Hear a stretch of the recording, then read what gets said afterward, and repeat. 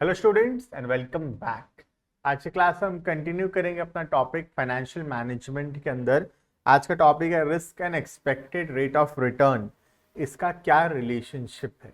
सबसे पहले तो मैं बता दूं कि इसका थ्योरेटिकल पोर्शन हमारे सिलेबस में है।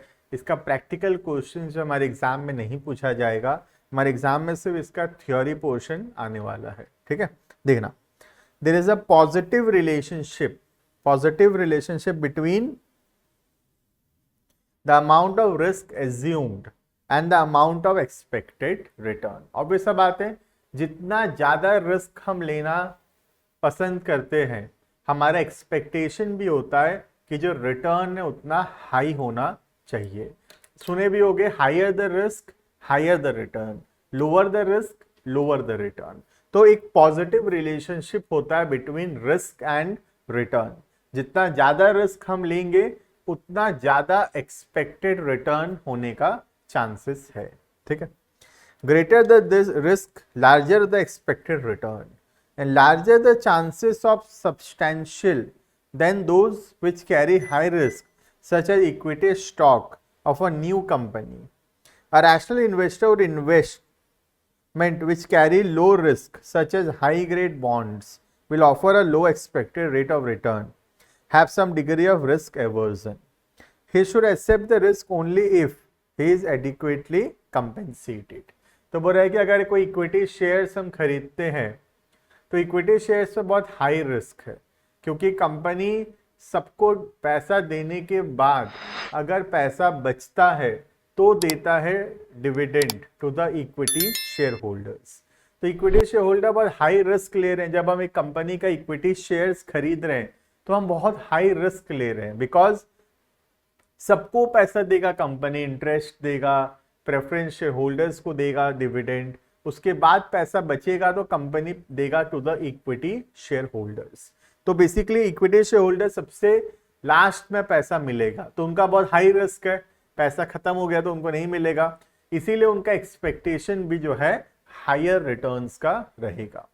वहीं अगर हम एक एस्टैब्लिश्ड कंपनी का, एक नोन कंपनी का डिबेंचर्स खरीदते हैं, बॉन्ड्स खरीदते हैं, तो उसमें रिस्क काफी कम है, क्योंकि कंपनी प्रॉफिट कमाए या ना कमाए हमको जरूर इंटरेस्ट देगा ही देगा।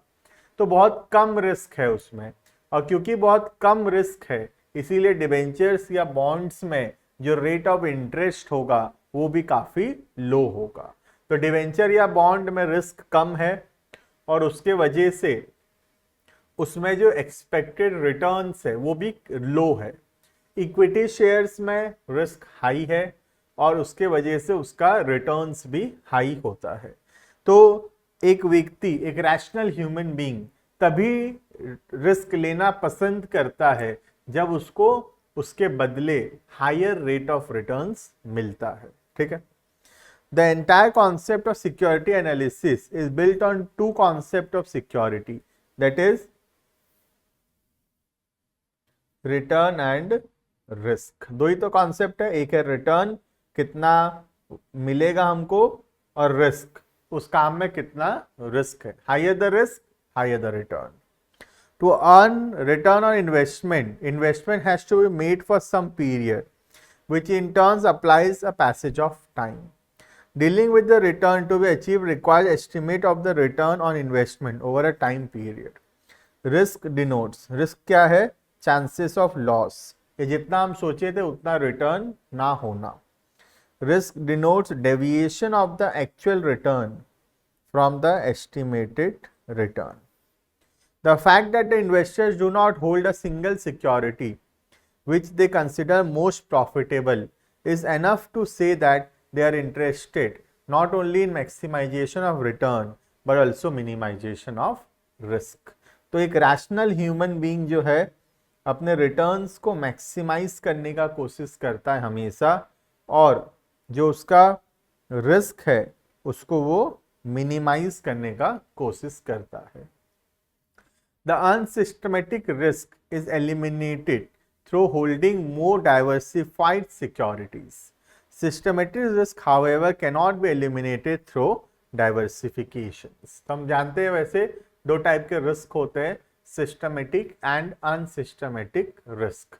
उतना ज्यादा डिटेल में उसके अंदर जाने का कोई खास जरूरत यहाँ पर नहीं है, ठीक है।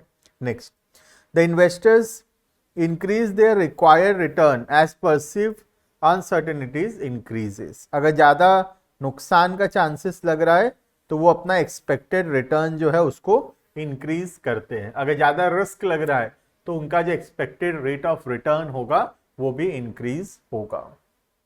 The rate of return differs substantially among alternative investments, and because the required return on specific investment changes over the time, the factor that influence the required rate of return must be considered.